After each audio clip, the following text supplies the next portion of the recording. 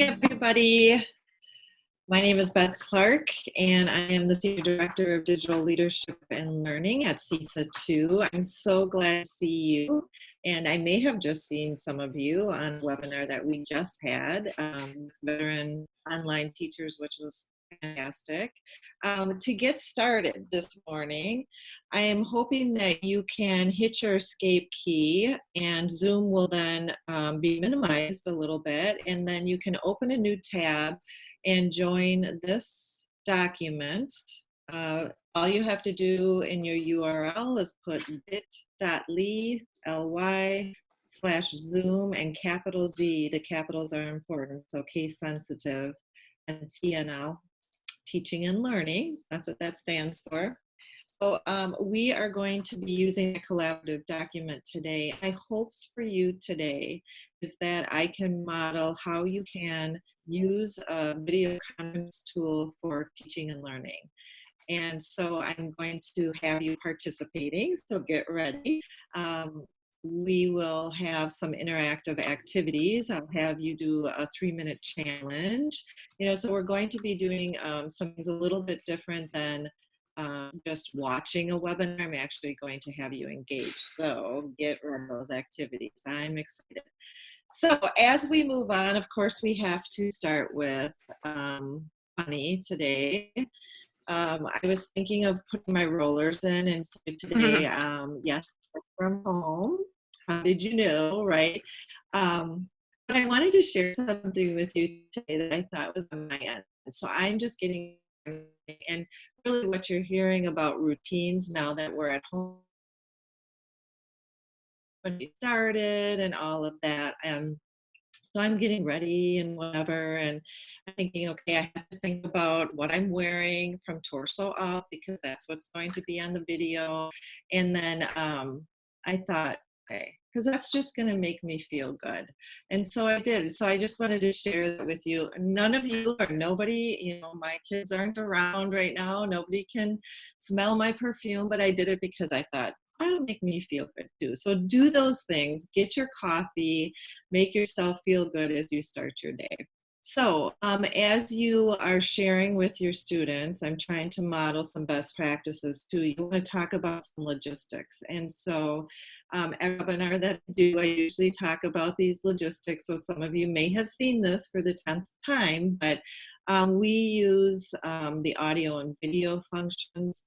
And we certainly love to see your face, and I especially encourage that when you're with students, if you get consent from 13 and under, make sure that you have consent, but that you can see each other, because that's really the human factor that we are all looking for and yearning for right now. In this webinar, we actually mute all of you, and we're asking that you use the chat function. Any questions or comments? We have Valerie, who is on board in the chat, and Mitchell, who is also there for support during this webinar. So those two will be kind of moderating in the background. All right, so some Zoom norms. So typically as a host, I support some norms, but I want you to know as your students start to get familiar with a video conferencing tool, that they can also help set norms, just like you would in your classroom community. Some people call them SOPs, expectations, whatever they are. But for us, I will be sharing my screen. And during this webinar, I won't ask anybody to share their screen, so don't worry about that kind of engagement. But you certainly can do that with your students. And then set the norm with your students when you're sharing screens that it's only when you are asked to share screens. And there's some settings I'm going to talk about today with that. We're going to use chat to ask questions. So talk about chat the first time that you're on with your students, talk about what that is for. You can actually disable if you want. It's totally up to you. We're going to be getting into breakout rooms. I want to show you that today. And we'll be using in Google, of course, we talk about the collaboration power that is available. And so we'll talk about how you can use, even if you wanted to use Google Slides for an activity, for students to actually add their thinking and be a part of a dialogue. You could use Google Classroom for discussion platform. And so there are a variety of that we'll talk about. And then you will be muted. We talked about that. So you want to talk about the mic with your students as well. And then if you have any other norms, go ahead and put those in the chat. And this is what you can invite. So modeling this for you when you do this with your students, but you certainly can do that right now too. If you are thinking, of some different norms for your students, let's share those in the chat right now so other people can see what your thoughts are when using a Great. video And Beth, tool. as they are doing that, you had mentioned consent briefly. Will you be talking more about that? Yes, actually, you know what? Let's do this. We are going to go something called, I just created this last night because I was like, okay, there are so many resources out there about video conferencing. So I decided to make one specifically for teachers, and I will be making one specifically for students. You can share that with students as well. Like, what do we expect on their end as students? And so I shared this actually on that bit.ly, but I'm going to open it right now, right here, and we're going to talk about that consent. Oops, not this one. And where did it go? Here it is. All right, so some of these norms for you to prepare for a video conference. One is the first thing is to get the parent consent. Now, I haven't written a parent consent. I know I've advised districts on how to write and what they should be putting in there, but really what you want to do right now, and whether if it's specific to Zoom, or if it's you're using like Padlet, for example, which is supposed to be used with 13 and over, any kind of tool, right? What you want to do is make sure that you are informing your families about using some digital tools that great for instruction, but let them know that in Zoom's privacy policies, it will talk about having a 13-year-old and up. You can use that without consent, but below that you need consent. So talk about those, put that in a little blurb to your families to make sure that they know that you will be using this tool and why you're using it. And then what I suggest, but this is totally up to your district, is to have an opt-out, not an opt-in. So what that means is that we are going to be using this tool unless we hear from you. And so that gives them the option to contact you if they aren't interested. Now, with that being in mind, so you have your consent out. The next thing to do is to schedule an invite. So how are you communicating with your families to let them know? Now, what I suggest, you guys, your first time, absolutely do this with family members. We're talking maybe up to middle school. High school students probably, they're FaceTiming all the, middle schools too, but really to have your parents involved. The one tricky thing doing these is that we want to make sure that the environment that your students are in when you are on green is conducive for learning. So, for example, my background, like I have to think about what my background looks like. We also want students to think about what their background is when you are on video. We are mandatory reporters, right? So we've got to really think about these things and make sure that students are set up for success to connect with them. So think about that. We want to really make sure that families are on the other end our first time, so they understand the tools, they understand video conferencing strategies and why we're doing it. So, and then we can go through the rest of this, so preset, mute, these are all kind of, getting ready. What are you going to wear? Technology, things like that. Lighting is important as well. You don't want to have, like right now, I have a window, which is probably making me look a little fuzzy, but I could close this lighting. And so you don't want backlighting because then you get silhouetted. Check to see where you are in the frame of your camera, and then check your background as well. And Beth, if I can just pop in for a second, while we're getting a lot of comments in the chat about audio breaking up.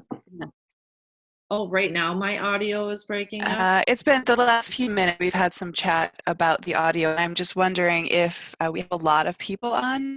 I'm wondering if just sort of going without video for most of our people helps, so that would minimize the bandwidth. That would be great, actually. Yeah, thank you. Uh, are we closing out video?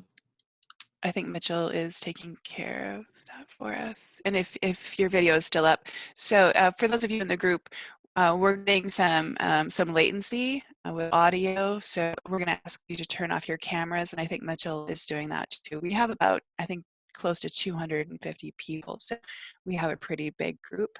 Okay. And I'm breaking up too. So that might help. It might help, yes. Thank you. Sorry to break in, but there was just a lot of conversation about that. No, I'm so glad that you did. I'm hoping now that we can all hear. Shoot. We'll try again. Let's see. Okay, so anyway, what I want you to know, thank you, Val, for that. What I want you to know is to use that getting started guide for Zoom norms or any video conferencing norms that you have to get going. For some reason, I lost my PDF. So I'm just going to use this. You can totally do this too from your slide deck. I'm just going to use my slide deck and go on. So let's see. The one thing I want to talk about today is just basically looking at what is good pedagogy as you are using a video conferencing tool. So the TITAC method is something to be thinking about. So making sure that you're engaged and effective over a video conference, that it's meaningful. So when you guys start thinking about your planning, start thinking about those essentials. Remember, we're not going to give in all the instruction that we thought we could in a brick and mortar situation. We are actually going to be really zeroing in on the basic needs of our students, just connecting, saying hello, and then possibly offering some kind of a choice board or something like that, but really making it essential needs. And then that the technology is driven by the learning goals. So making sure that we're thinking about what our goals are and matching what tool best fit those goals. The presentation is sent, and that there's good communication between stakeholders. That means with your students and with those families. It's really important. So what we're going to do first, we're going to go into how we could model effective instruction. So let's pretend that I'm just getting on with you right now. So how can we connect?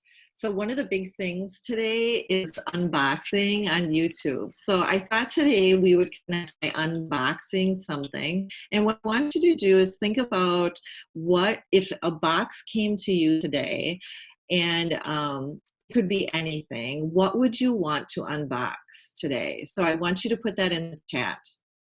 What would you want to unbox? This is a gift from CISA 2, right? What would you want to unbox?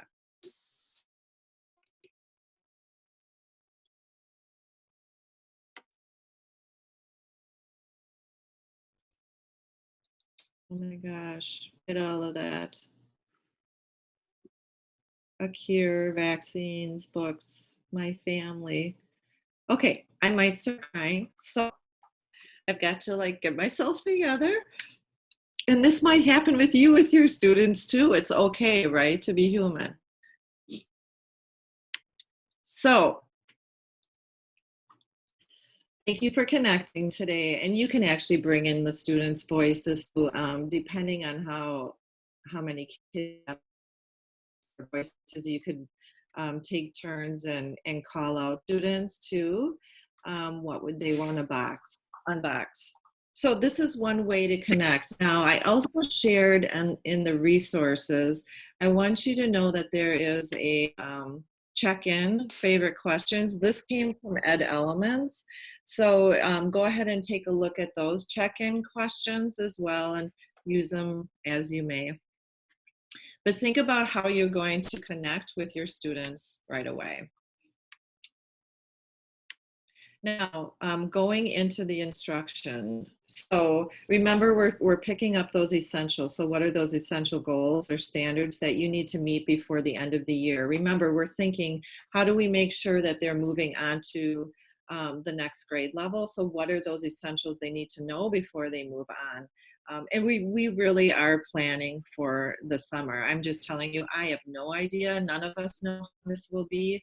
But in our minds, just be thinking about taking those baby steps right now, and then as you start moving along, adding more content, but not overloading. So that's why we are just looking at the essentials to finish the year. So my standard do today and goals are to build video conferencing skills. So we'll talk about some skills. We're going to connect this to teaching and learning. So it's not a basic 101, how do you use Zoom, although we'll be looking at some of those because they're important, how. But we are really going to be looking at that implementation piece. And then sharing ideas. Hopefully we're going to get together, do a breakout, and share these great ideas and be ready to start. Val, how are we doing?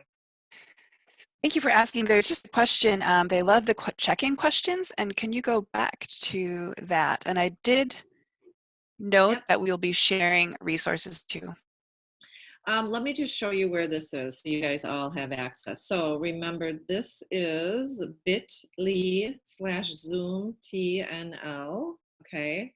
So once you go there, if you scroll down, I have resources. I gave you this PDF in, I gave you this presentation in a PDF form.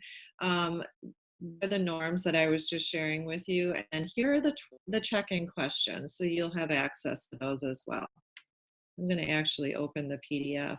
Hey, those of you who don't have a Zoom account yet with us, what I want you to do is in the background as I'm talking, so you can hit your save key, minimize Zoom, and still hear me. And then I want you actually to go to that sign in that was on that resource on the top. Let me show you here. And I want you to create a Zoom account because you're going to need that in a little bit. So if you don't have a Zoom account yet, come here. And as I'm talking, I want you to sign up. It'll be quick because you can authenticate through Google. So you should be good. Okay, let's go back to this. I got my PDF up. The one thing, tip about a PDF, do you see how now I don't have anything around my screen? So those people who are interested, when you're in your slide deck, go ahead and once you're done with it, go ahead to download, so file download, and you can create a PDF. And that's how I do all of my presentations. I use a PDF, except for when I drop out like I just did, but I'm back now, so here we are. You can also enlarge your PDF too, so on the bottom, I can make it, let me just move some stuff on my screen so I can do this, but you can actually make, well, all right, I can't right now because I have too much, but you can make your PDF bigger, okay, so it takes up more of your screen. All right, so after you do your connection and you talk about your goals, so right now we are going to move into the third part of our lesson. So we did our check-in, we did our goals and standards, like what are we trying to meet? What, it's the why, right? Now I'm going to start talking about the content and presenting it. So this is where you can start doing some modeling for instruction.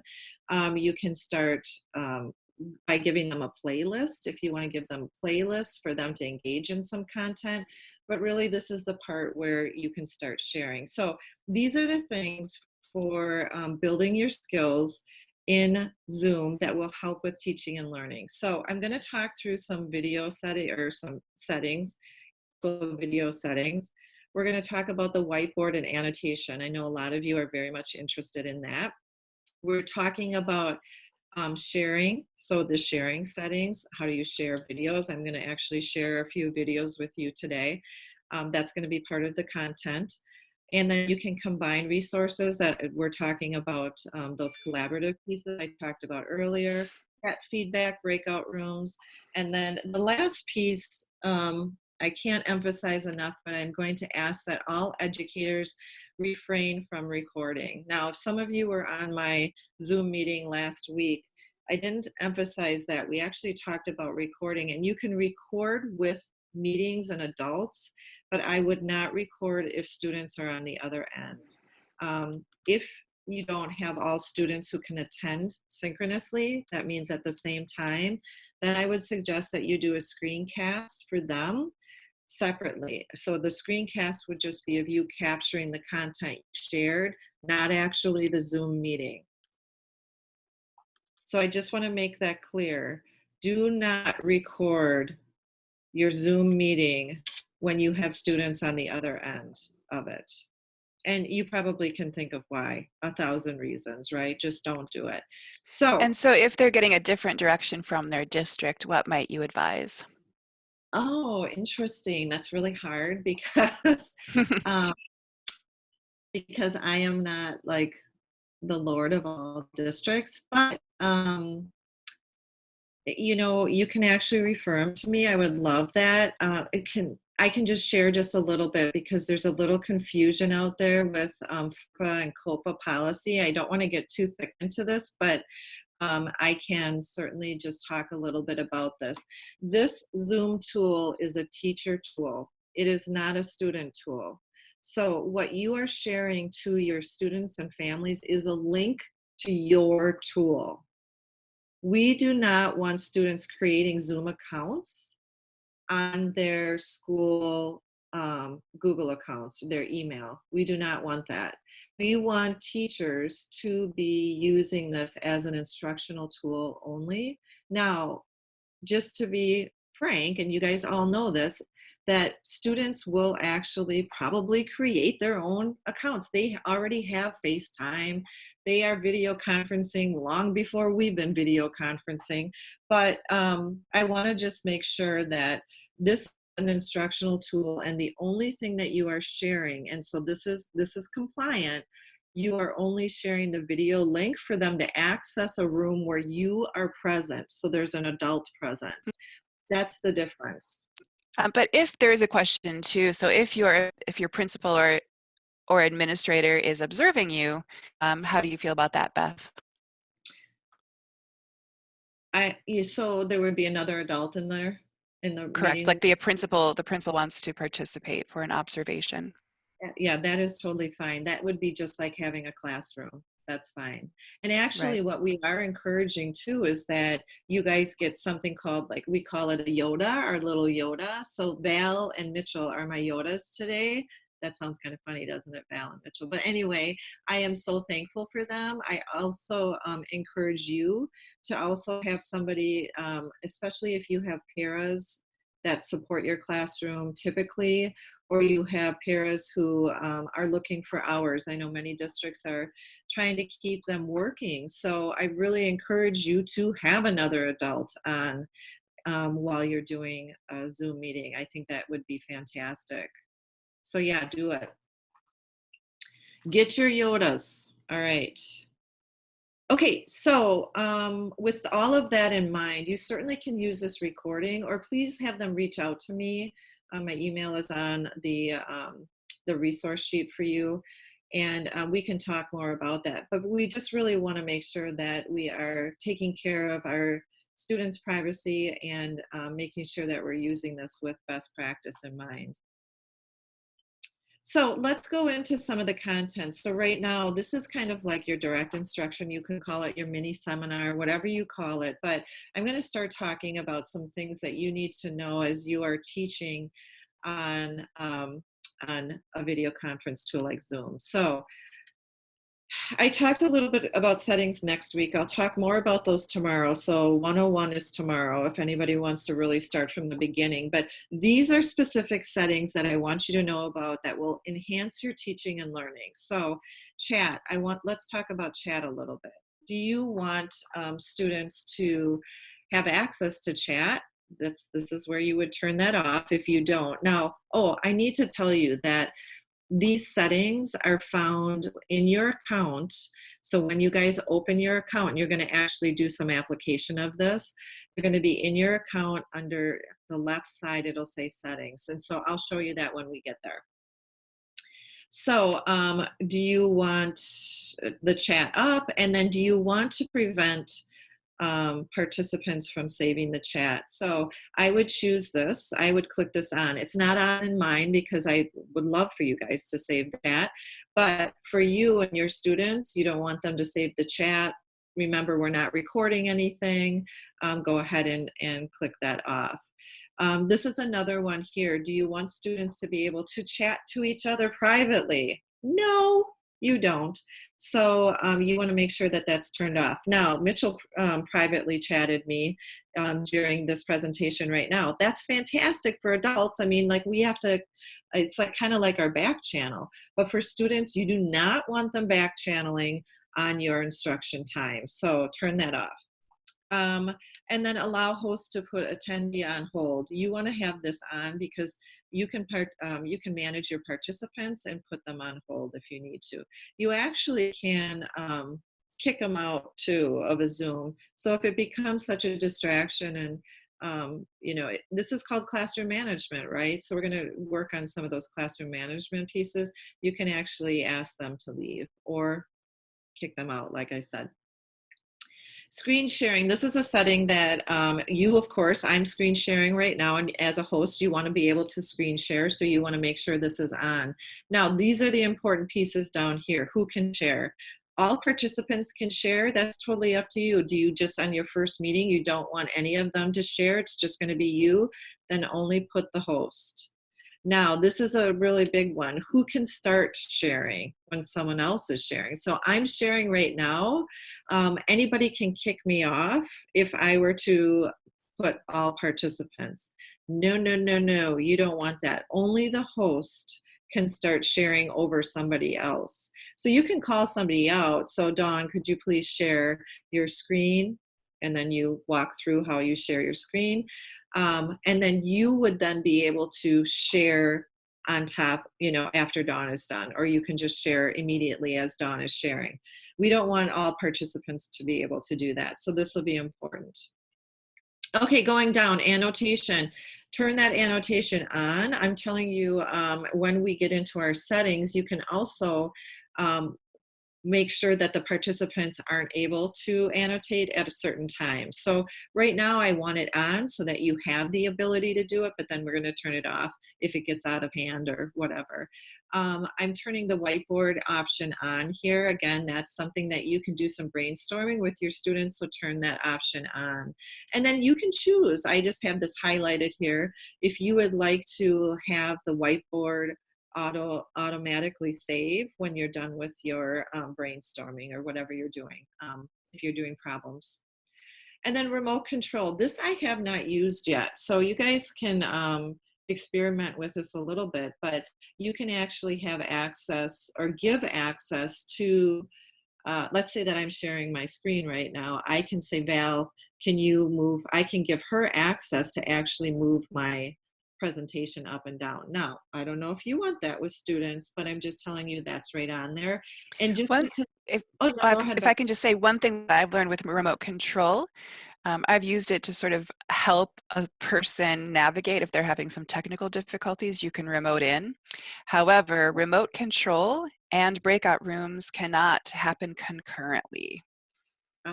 So you can only remote in when you're on, like now, like we're on Yeah, the it's a share. setting. So if you turn remote control on, you can't run breakout group rooms and vice versa. So if you wanted to do remote control, you just need to reset it and then log back in, and you can do your breakout rooms. I learned that Right. the hard way. Okay, that's interesting. Good to know. Thank you, Val. Love your experience. If anybody else has experienced that too, anything, just add that to the chat.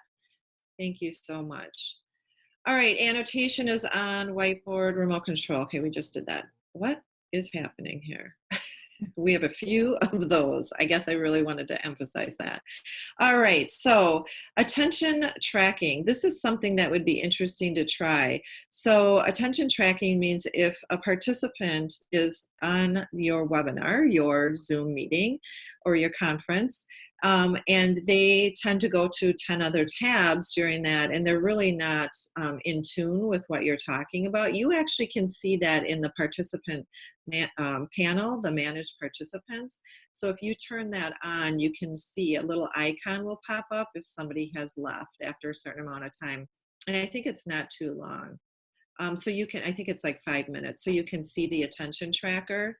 I never have that on because I'm working with adults typically, right? So I don't need to track their attention. It's totally up to you guys. And then the last piece is the waiting room. So we really like to use the waiting room. You all were in the waiting room before you popped into this meeting. And so if you want to put the waiting room on, and then it's a setting in your, when you're scheduling your meeting, you can have students hang out until you're ready to admit them. If you do not do a waiting room, then kids are popping in. So let's say that you're on 10, 15 minutes prior to the meeting. Kids can pop in at that time too, and you might be getting ready and prepped. So you could use the waiting room and talk to the students about that. Like, you're going to be hanging out in this waiting room until I'm ready to allow you into the classroom. So that is that. So that's enough talking. I don't even know, I should have timed how long I was talking, but now it's your turn to engage. So here we go. We are going to do a 3-minute challenge. I just went through a bunch of settings. Do you remember the memory games? I just remember, like, I forget if it was at showers or what it was, but like you had to put your hands or take these items out of a bag and then put them back in the bag. And then you have to write down everything that you remember. We're kind of going to do that. No stress though, don't worry. What I want you to do is to now in the tab, either if you've opened another tab for your Zoom account, or if you haven't yet, I want you to open a tab and I want you to go to your Zoom account. So zoom.us, and you can authenticate and get in with your Google account. It won't take too long. And now what I want you to do is I want you to go to your, let's see if I can get to mine. I want you to go to your settings. Nope. And I want you to try and remember as many settings as you can. So let me just go to sign in here. And I'll show you where you can go. Let's see if it'll log me in right away. Nope. I'm going to scroll down. Sign in. Sorry, I have all these pop-ups in my window and I have to kind of move them around. See how well my computer's going to run today with all of this happening. So anyway, once you're signed in, you're going to go to settings. This is where I want you to go.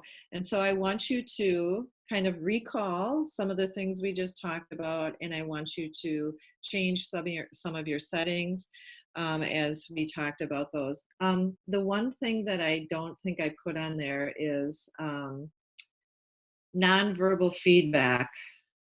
I think it was supposed to be in one of those duplicate slides. So when you are looking at nonverbal feedback, I want you to turn that on as well. We're going to use that today. So when you find that in your settings, go ahead and add that. So we are going to take 3 minutes to play the memory game. And then also, I want you to just note that there's no anxiety with this. Remember, I shared the presentation with you and your resources, so you can always go back to these settings. And actually, I'll fix those repetitive slides and make sure that nonverbal feedback is in there for a later date when you take a look at this. So are you ready? Here we go. 3 minutes. Work on your settings. Welcome back, everybody. I hope that you had a good time checking out your settings. And again, we'll have this presentation for you with those settings in there, and you can take a look at those. I know some of you had some other questions about settings, and we certainly can field those in the chat or a follow-up as well. Tomorrow I will be doing Zoom one-on-one, talking more about the settings, the other settings. I just wanted you to connect with the settings that would help you with teaching and learning specifically. So thank you for engaging in that. Now, how would we know how the students did? So with this activity, I'm not really looking for any formative assessment or any feedback from you. I just wanted you to engage in that activity. And then you can check your own by using this presentation later. Check your settings to make sure you're set up. If you did want some kind of feedback, you could do a little poll, which we're not going to get into today because that is a pro feature. If some of you in your districts have pro accounts, make sure that you look up polling, because I could do a little poll like, how did it go in settings? You know, I could actually get some feedback that way as well. Another place that we'll take a look at with feedback is that nonverbal that I was talking about. We'll take a look and see if it'll work for us. So what we're going to do to engage further is we're going to take a look at managing participants and sharing screens. And we're going to do that through a video that I have. Let's see if I can bring it up. This video, here we go, is great. And this is actually from Zoom Training Center. And so I'm just pulling out parts of it. Now the managed participants is about 5 minutes long. I'm gonna zip through a little bit of it because it talks about the pro account. But what you can do is just have segments of videos, and you can present those when you're synchronous with students. So let's take a look at this one. Valerie, let me know if there are any complications. All right, I the will do next that. thing is really important. Oh, I hope that we don't have any issues here.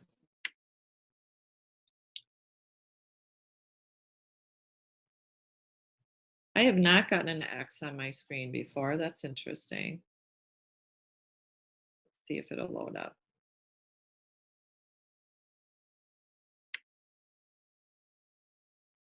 Now, make sure that you do some testing before you use videos, which I did, and it was working fine. But I wonder if it's because we have so many participants on. I'll Yeah, let I that. was just going to suggest that too. Typically, you wouldn't have 200 people in your class. Maybe you do. But I'm sharing a link to the video in the chat room too. That's fabulous. I'm going to try again. What I did is I just marked. So this is a good instructional tool as well. I've marked the video of where I want to go. The other piece, another form of asynchronous video, you guys, is using Edpuzzle. And that works too as far as, oh, we might be in business here. Let's see what we can do. Participants tab down here. I open this menu. We're going to come back to this, but I want to click on the more drop down to the bottom right corner. And this is where I can turn on the waiting room if I don't have it already turned on. So I turn it on, and now I can see that my friend Ashley is waiting to come into my meeting. So when she's in the waiting room, I will receive a little like a noise in my ear letting me know that someone's waiting. I can then admit or remove her. If she's in the waiting room with other people, so it's like a small group, I will have another option here that says admit all. So I could just pull everybody into the meeting at once. When she's in the waiting room, what will she see and hear? So she will not see anything happening in my meeting. She will not hear anything happening in my meeting.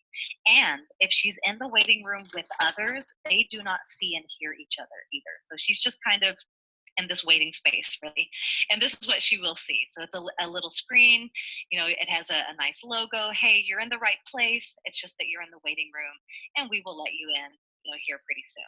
So that's what she'll see. Another great thing, she can test her speaker and her microphone from down here while she's in the waiting room. So that's what it looks like. Now, if you have our pro license, so the paid level of, you can turn that on, let people unmute themselves, say the time, all of this is up to you. Let people rename themselves. And then this one is important. If you ever wanted to, you would be able to lock your meeting, and that completely locks the door. No.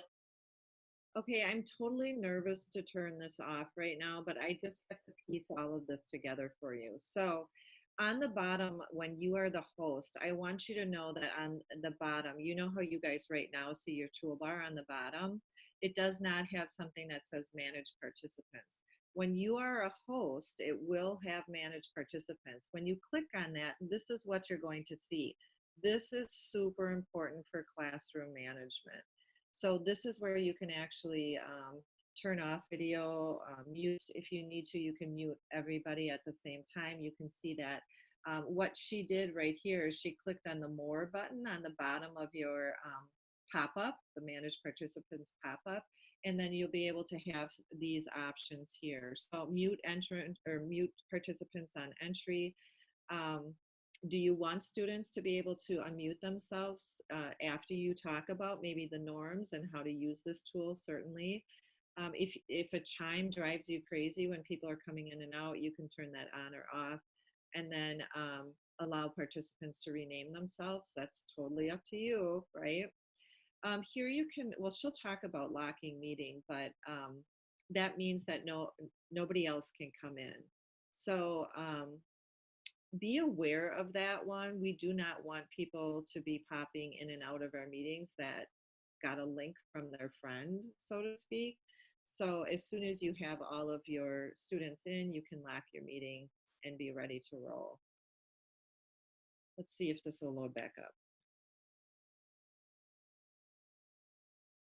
Nobody else can join the meeting after you've turned that one on right there.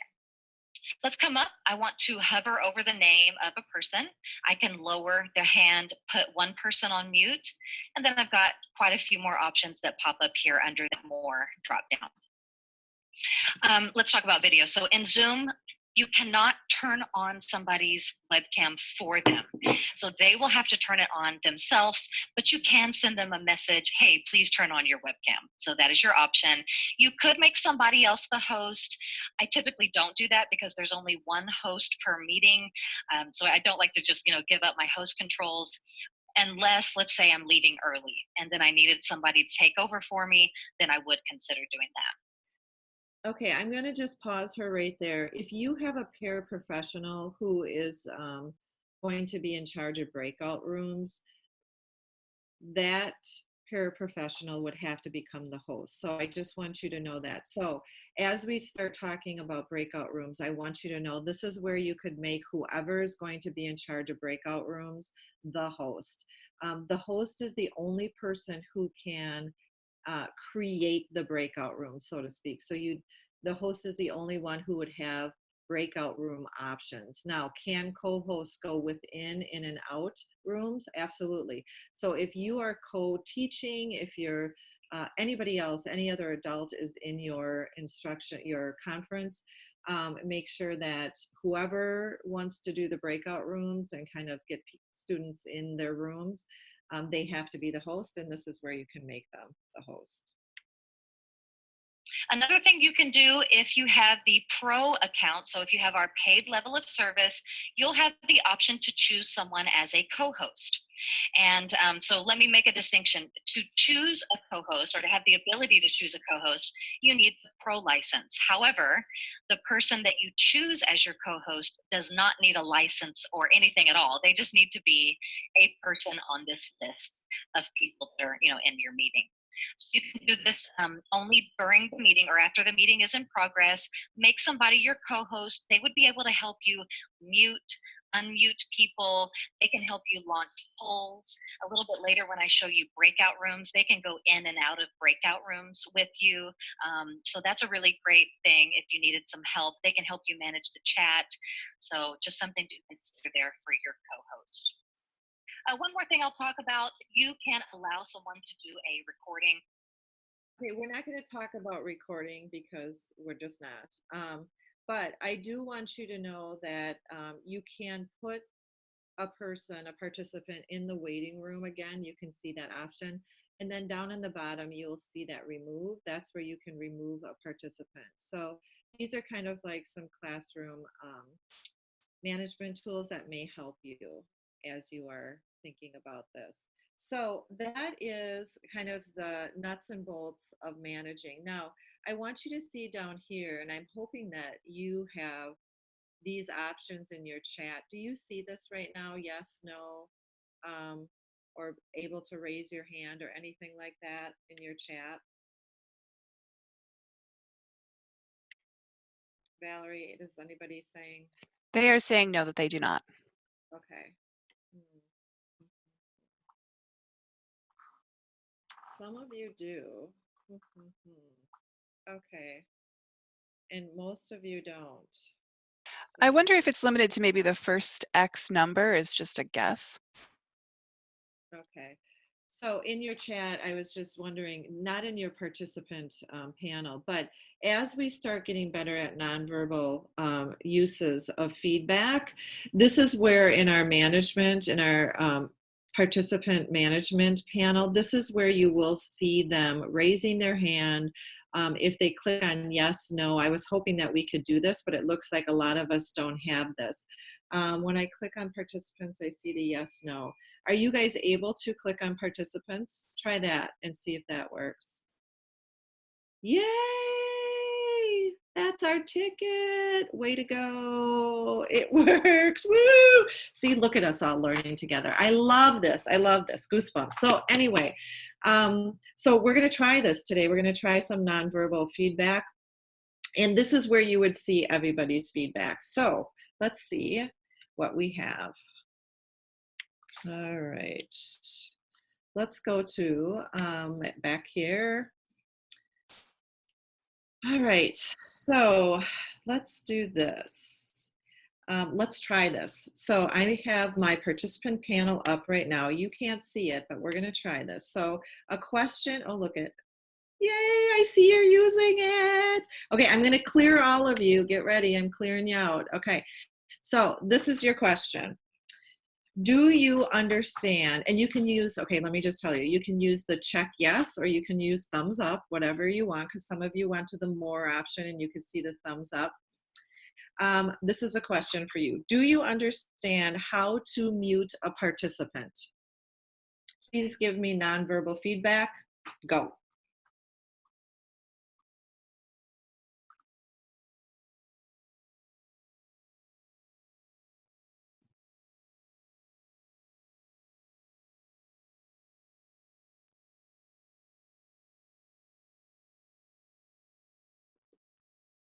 Carol Shu, I see you understand that. Very good, very good. Darla, look at, I just love seeing all of my friends online with me. This is awesome, you guys. Okay, so this could be just a quick feedback for you to know where students are. Hopefully they're going to tell you, honestly, this is where I'm at with it. But certainly those who don't understand, if you click no, you could do just a small session or a reteaching point with those students as well. Also, you could actually put some of them into their own breakout group and have a chat where you join that group and talk more about that. So you can differentiate just like you would in the classroom using breakout groups. Yay, look at you guys go. This is fantastic. Okay, awesome. So we know the nonverbal feedback. We got to keep going. What time is it? Oh my gosh, okay. So sharing screens, we have 8 minutes. So this is what we want to do. I want you to know with sharing screens, you guys have to see this because I didn't show it on the last one. Let me just, all right, let's get the video up. Where did it go? I've got to find it again. Here we go. All right, so because I can't show you this, I need you to know how to share screen and then choose the whiteboard. It'll be really quick, so hang in there with me. We are going to 46.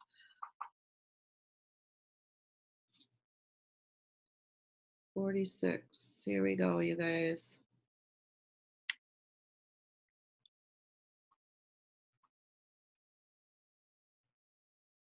So everybody on the bottom of your screen, you can see the option where it says share new or new share. So you could click on that. Also, in a Zoom meeting, everybody has the ability to share their screen. So a great way to collaborate. I'm going to click on share in the middle at the bottom, and you'll see a few options pop up. So I can share a full desktop screen if I want to. However, that will show the full desktop. So let's just say that maybe you're not too comfortable with that. You don't want to show the full desktop. You don't have to.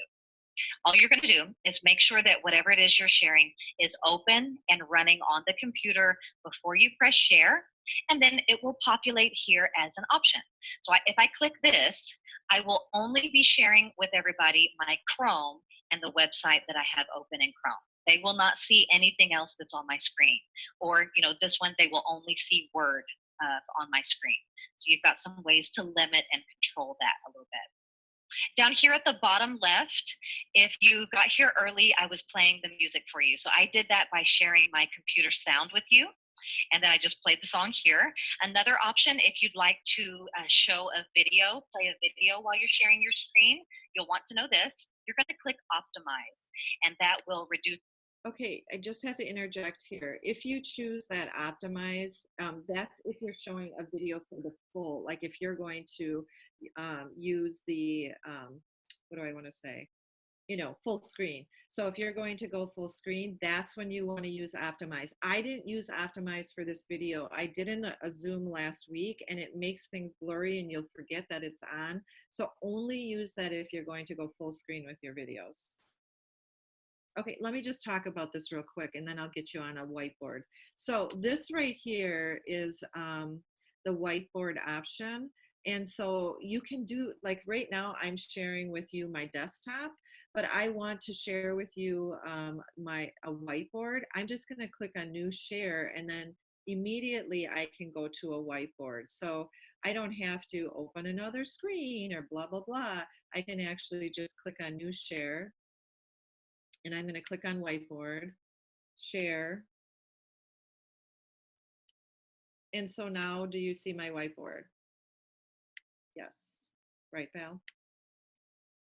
We do see your whiteboard, yes. All right. So right now, what happens when a whiteboard comes up, and you can't see this, but I think she talks about it a little bit in the video, is what happens is the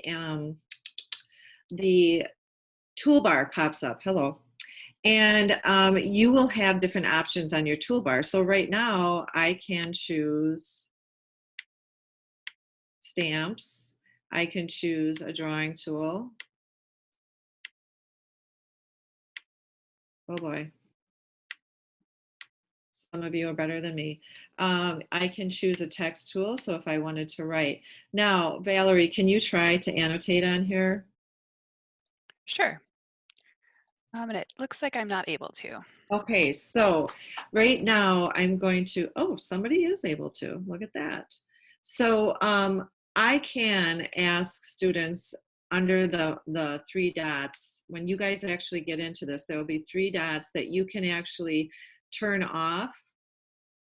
Look at, oh, I love it. You can actually disable attendee annotation, like, oh my gosh, you guys, now, we're out of control. One of the things I was going to ask you to do, all of you, but we don't really have that much time, is just to take a line and to draw what your mouth looks like today. Is it in a smile shape? Is it in a frown shape?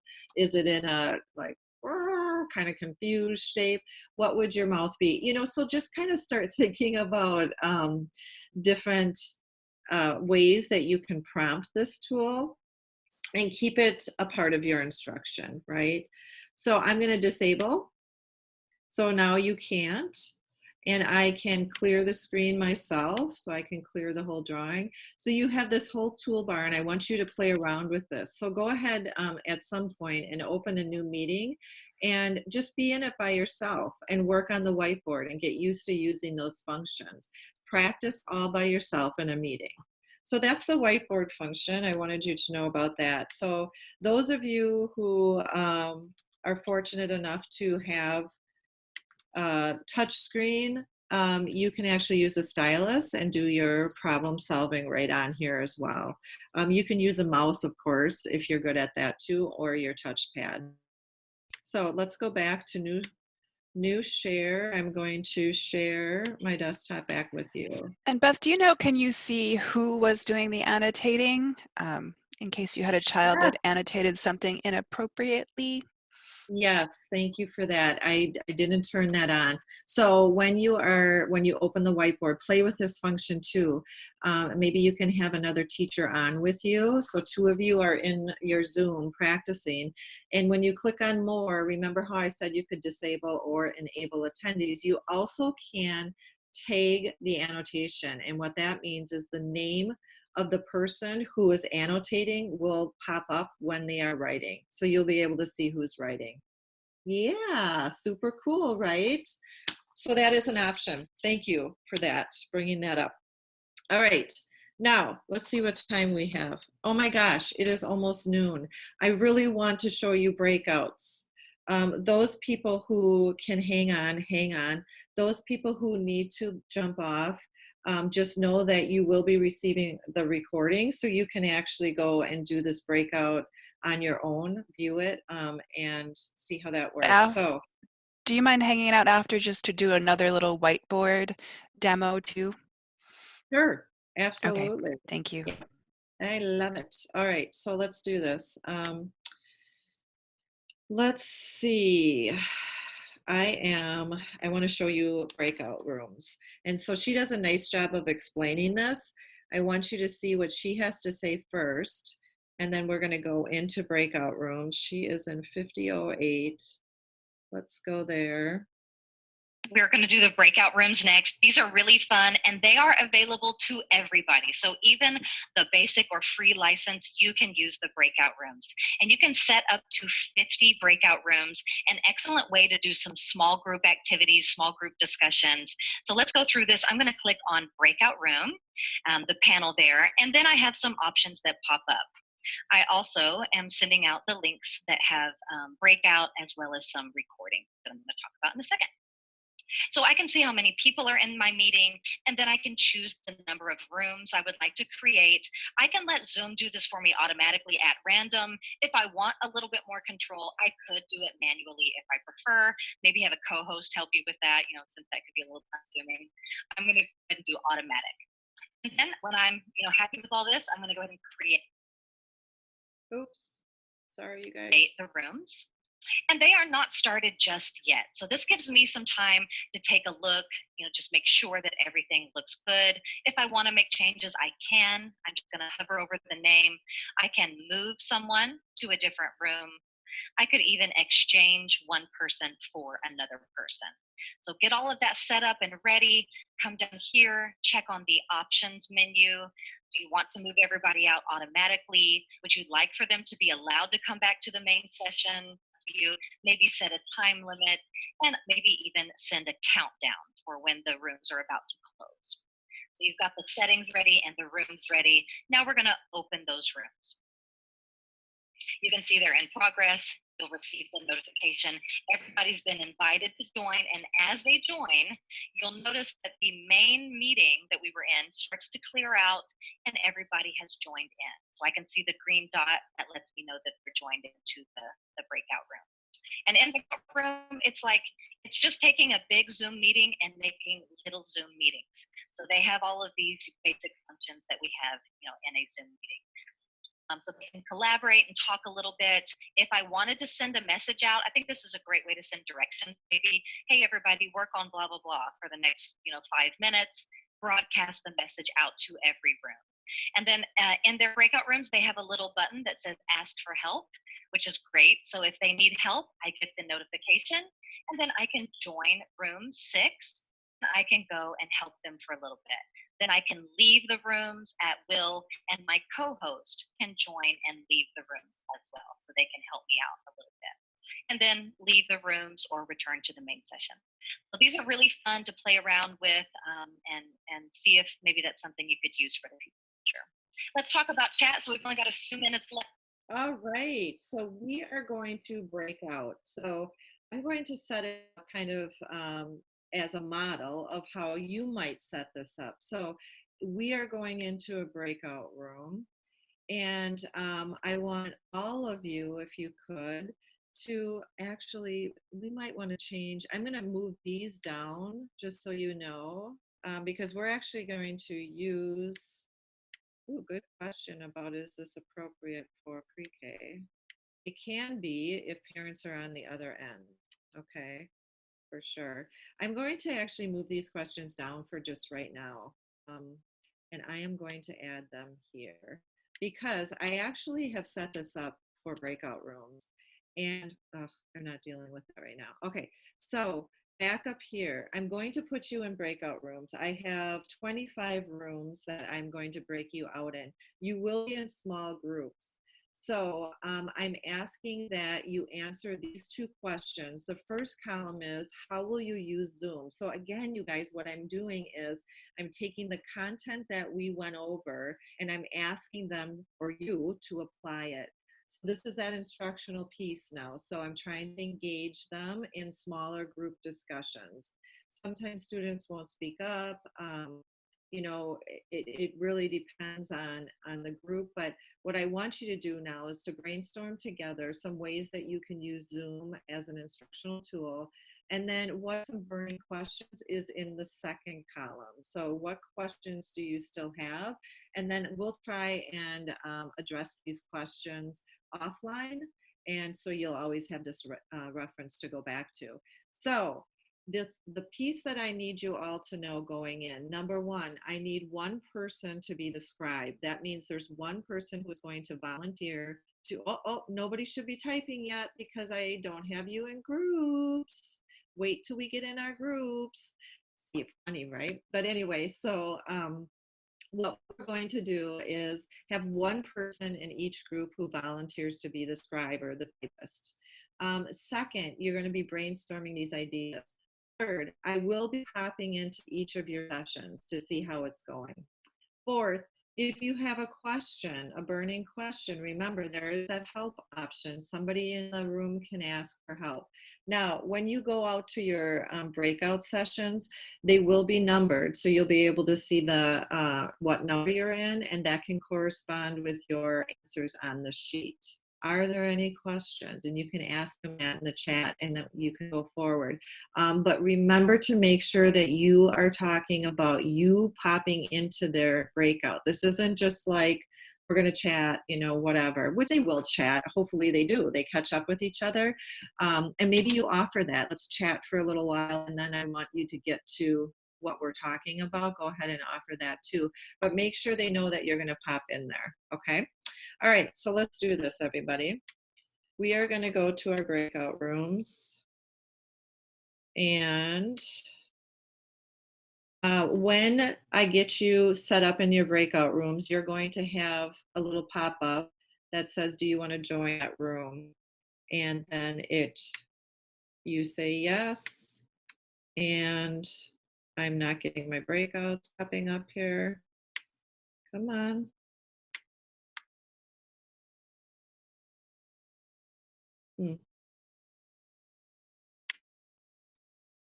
Let's try it again. I wonder, I'm going to stop share for a second and see. All right, here we go.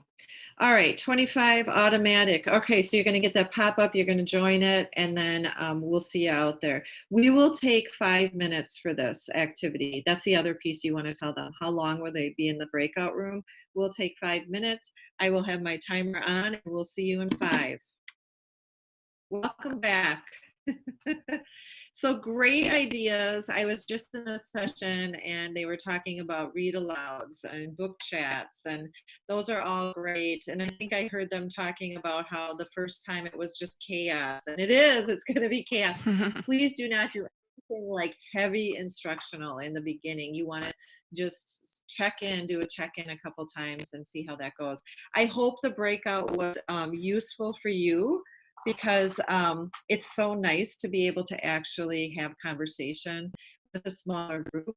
And with your classrooms, hopefully, you know, your groups are going to be smaller, so you can have, you know, a couple people, 3, 4 groups of 4, something like that, and so they can have these conversations. And remember to have some piece of accountability. So my piece of accountability was to answer those 2 questions as they're out there. So think about how you want to make them accountable when they're out in their breakout rooms, and then how do you check in on that? So just checking in on this. This looks great. We'll address all of these questions as well. One of the questions, again, I want to address is that compliancy piece. So I know Val shared this in the chat as well, but you'll see Zoom HIPAA right down here. It talks about all of those compliance parts of Zoom. Remember, I want you all to have this nice and understood is that Zoom is not COPA compliant because it is not a student tool. This is a teacher tool. And remember, you're sharing that link from your tool, which is your Zoom account, to your students to access, okay? So just keep that in mind. Can Google Meet, now we're not talking too much about Google Meet in this one, but Google Meet is the same thing. If you guys are using Google Meet, it is not a student tool per se. It is actually for your teaching, and you are inviting students into your meeting. Okay, so think of it like that. Is that okay as long as you have parent consent? Yep.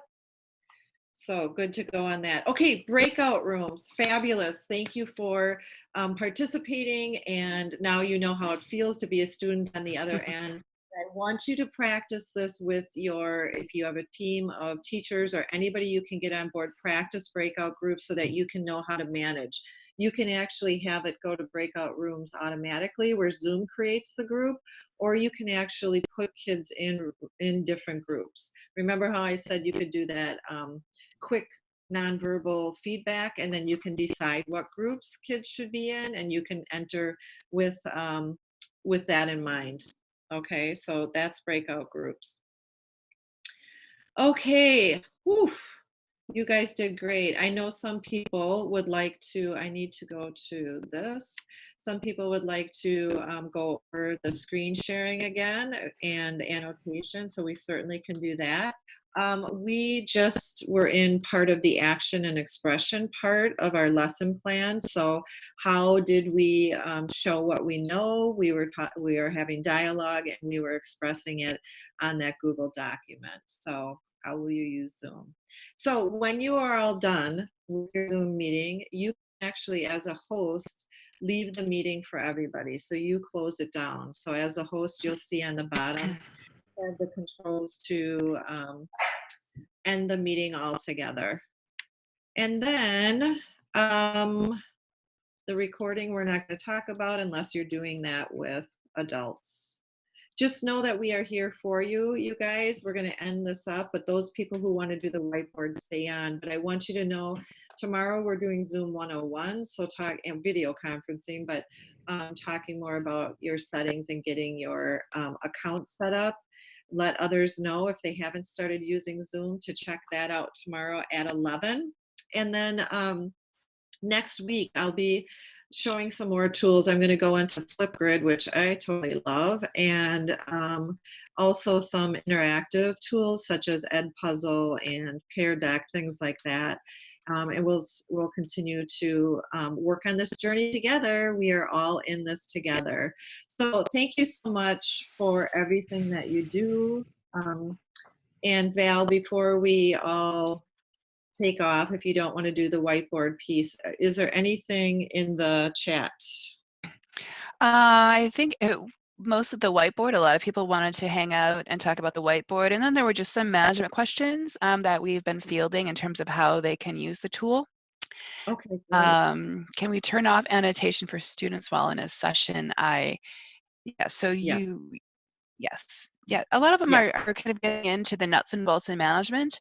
And one suggestion is, yeah, like Beth said, just host a meeting with a colleague or one of your children in the other room. We are certainly more than happy to, Beth has office hours, I have office hours. If you wanted to practice some hosting with us, you can do that as well. But once you get in and practice, you'll see that a lot of these features will sort of show up, and they're pretty intuitive.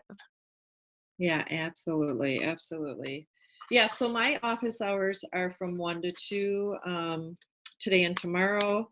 And I don't know if I have it on my doc, but I'll make sure that I get that link on there to my chat room between 1 and 2. Val, when are yours? Mine are not posted yet either, but they Okay. are they are also, well, I'll do 2 to 3 then, if you're doing 1 to 2. Okay, perfect. Excellent. Yeah, so if you guys have any specific questions or need somebody to get into Zoom and work with you on that, we certainly can do that at that time too. So have a great day. Those of you who want to stay on and take a look at the whiteboard, we can do that. So otherwise, take care, everybody. And if I don't see you tomorrow, have a great weekend. Take time for you and take care. All right, so let's go.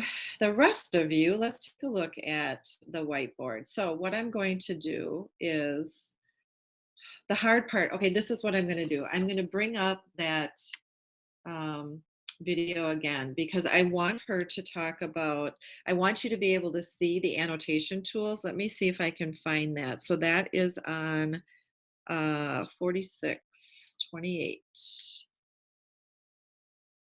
And I want you to be able to see that little toolbar. That will make more sense. Let's go up into, let's see where she's at right now. Because you won't be able to see my toolbar because it's on my side. So let's see, she's talking about that. Let's go a little bit further.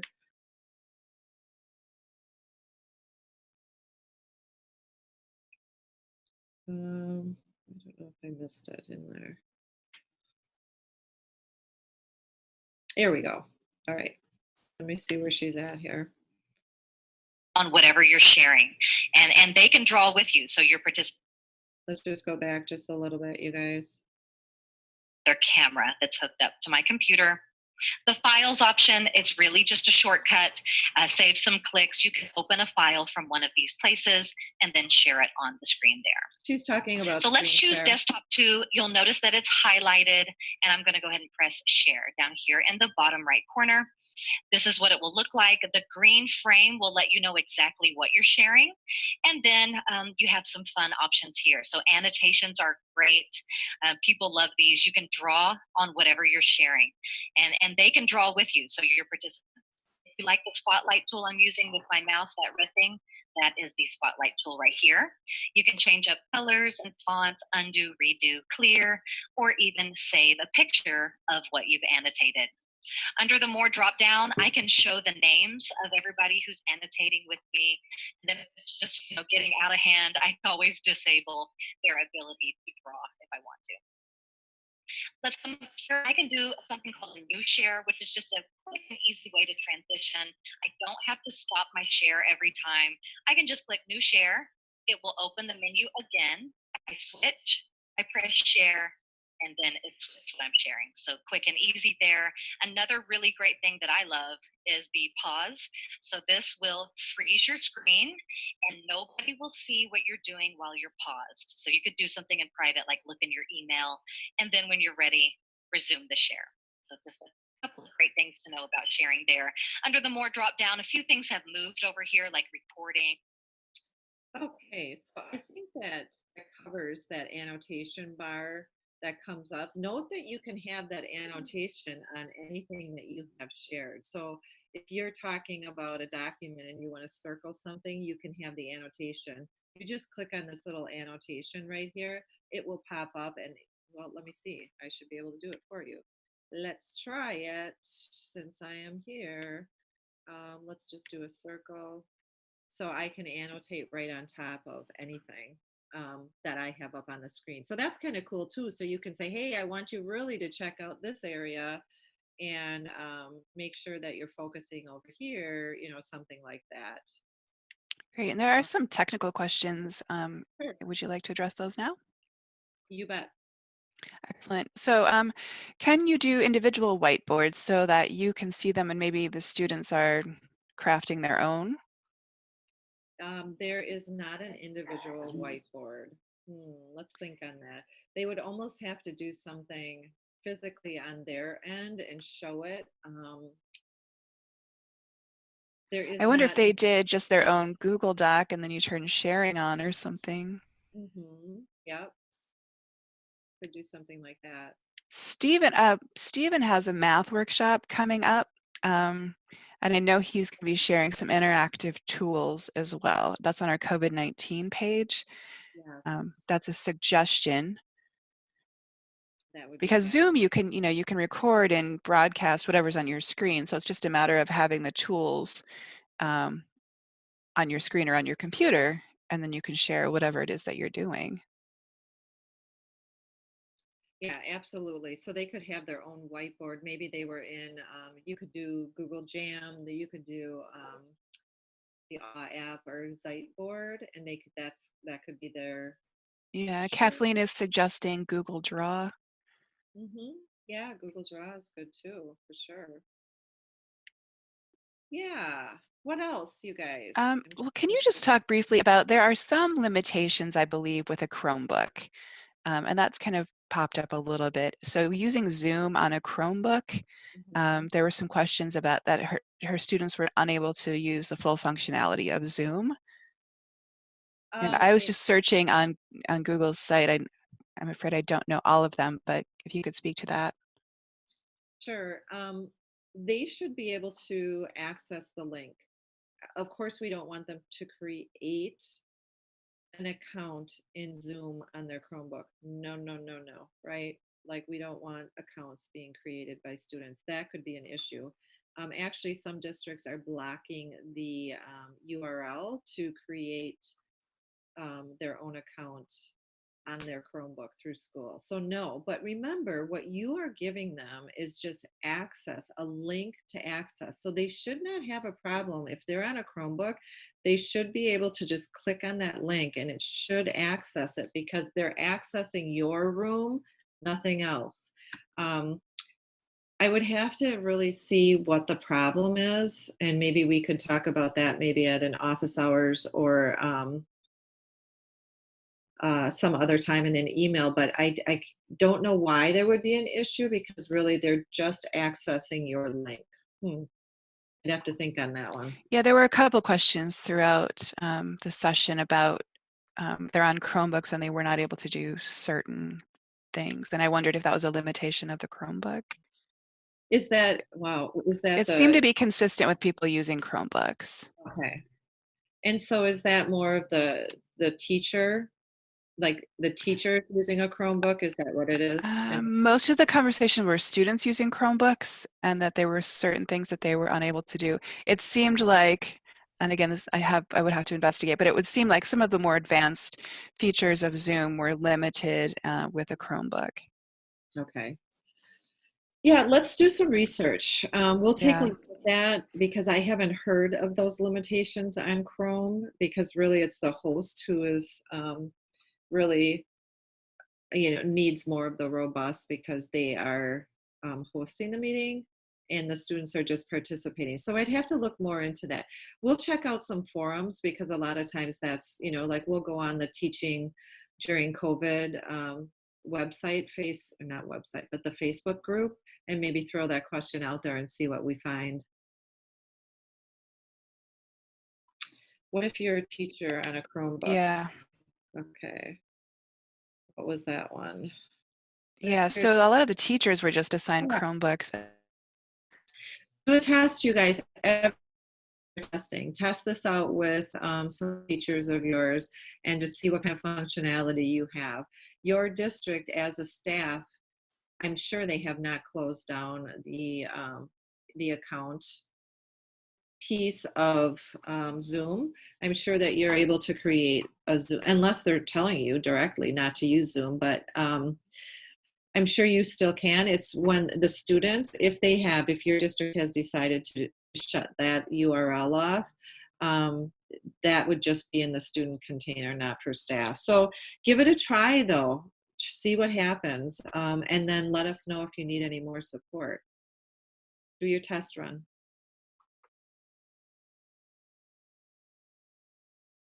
I think that might be I am most not of them. If sharing we my, missed your, oh, sorry. oh, If it we, just said sharing your screen currently. I am not. I did turn off my right. screen sharing, and this is a total option too. You guys don't have to have screen sharing on at all. So that's totally up to you. Then there were just some questions about, and maybe Mitchell, if you can help with this one, there were some questions about receiving participation Certificates. People are asking about PD. And Yeah, while so Mitchell's, those yeah, thank you. certificates will be available hopefully by the end of this week, but definitely at some point next week. Those will be emailed Yes, out to everyone. perfect. Thank you for doing that, Mitchell. Yeah, so you will Yeah, have record of attending this for PD hours or anything else that you need, any type of verification. Woo! I think we're set. What do you guys think? Fantastic. yeah, thank you so much. And there were some questions throughout just about the Zoom Pro and Zoom Basic.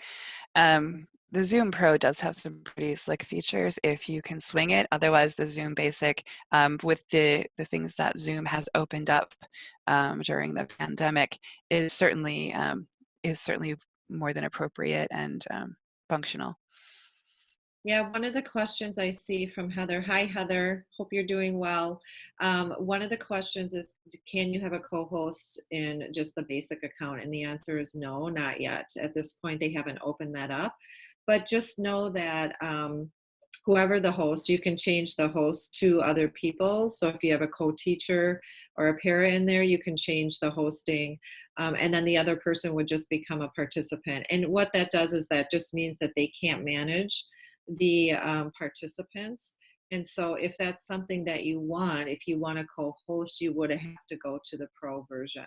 And speaking of that, I want you to know that CISA Purchasing right now is working on that to get discount pricing for the state for the pro version, and we'll let you know when that comes through. Right. I think that's it, Beth. Awesome. All right, you guys, go to it. Let us know what else we can help you with. You are warriors out there, and we so appreciate all that you are doing for your families, your students, and take care of yourself. We'll talk soon. Have a good afternoon. Bye, Thanks, everybody. everyone.